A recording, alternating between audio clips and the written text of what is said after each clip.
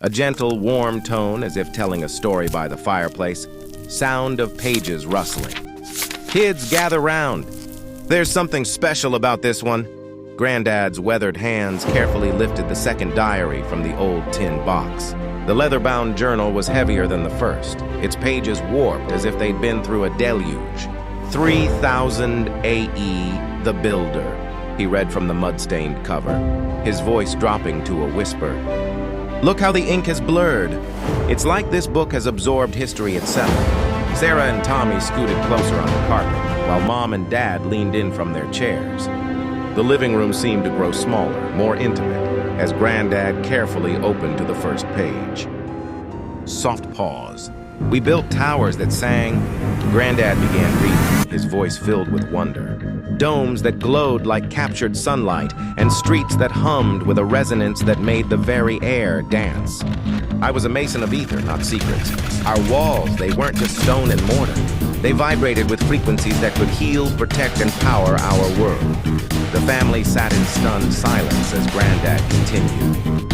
Every morning I would watch children playing under the ambient light of our copper domes, their laughter mixing with the harmonious hum of our city.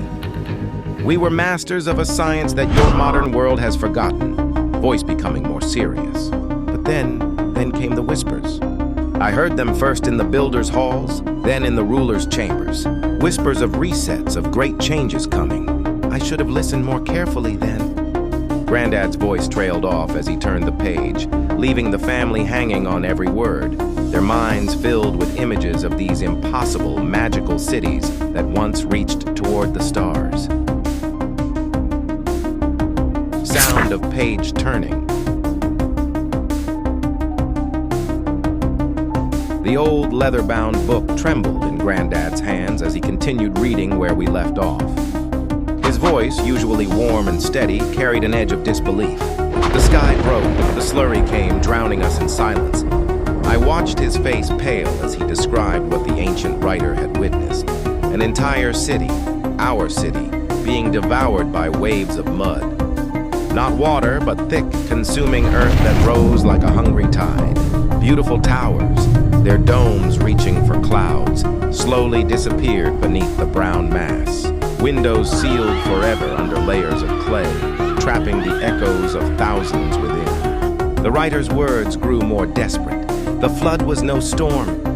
It was the great silencing. I saw cathedrals vanish beneath clay tides. Granddad's fingers traced the date marked in faded ink, 3050 AE, the first reset. We sat in heavy silence, the weight of this revelation pressing down on us like the very mud that had swallowed our ancestors. But the horror wasn't over. Granddad turned the page, his voice barely a whisper now. When the mud hardened, rulers came with quills. They burned our books, carved false tales. The writer described scenes that made my stomach turn. Priests feeding ancient scrolls to flames, craftsmen chiseling stone with new dates, maps being redrawn to show a smaller, simpler world. They were erasing history itself. They told children we crawled from caves, the writer continued, anger seeping through time-worn pages. They erased titans, towers, and ether. They buried us with lies. 3100 AE, the great rewriting. Granddad slowly closed the book, shaking his head.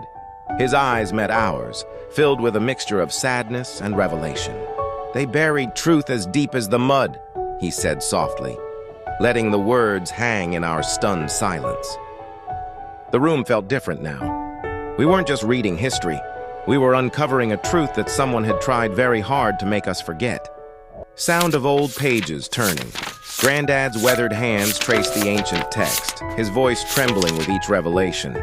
Some maps endured, he reads, smuggled away in clay pots hidden within walls. They had to survive.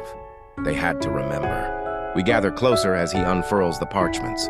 My breath catches. These aren't the maps we know.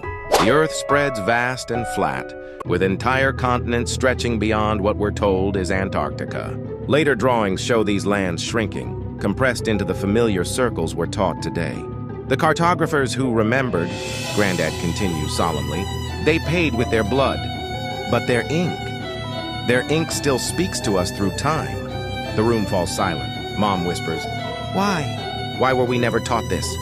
No one answers. The weight of 3,200 years of hidden truth hangs heavy in the air. Sound of pages turning. Granddad's eyes widen at the next entry. Our machines, he reads, voice filled with wonder. They drank water.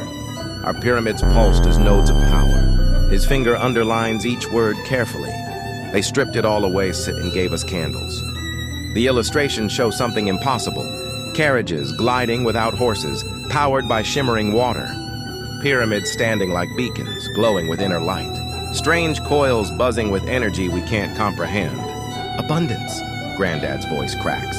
It was all ours once. But they severed it, cutting us off from our own power, chaining us to endless labor and the tyranny of coin. We sit in stunned silence, the year 3300 after event burning in our minds. The truth of what was taken from us, what was hidden, feels like a physical weight on our shoulders. Sound of book closing softly. What else will these ancient pages reveal? What other truths have been buried beneath centuries of carefully constructed lies? Somber, atmospheric tone, sound of ancient pages turning. You will climb them as mountains, but they are graves of giants. The words send chills down my spine as I read from these weathered pages. What our ancestors saw as mere geological formations, those towering mesas stretching endlessly across the horizon, they were something else entirely. Brief pause. Imagine forests so vast, so ancient, that their canopies brushed against the clouds themselves. Trees that weren't measured in feet or meters, but in miles. Their roots, they didn't just dig deep, they spanned continents, weaving an underground network that connected entire worlds. But something happened, something terrible. The Great Felling, as the diary calls it. 300-400 years after something. The details are lost to time, but the pain in these words is still raw. Now you walk on their corpses. Sound of page turning. My little one clutches her mother's hand, eyes wide with a mix of wonder and fear.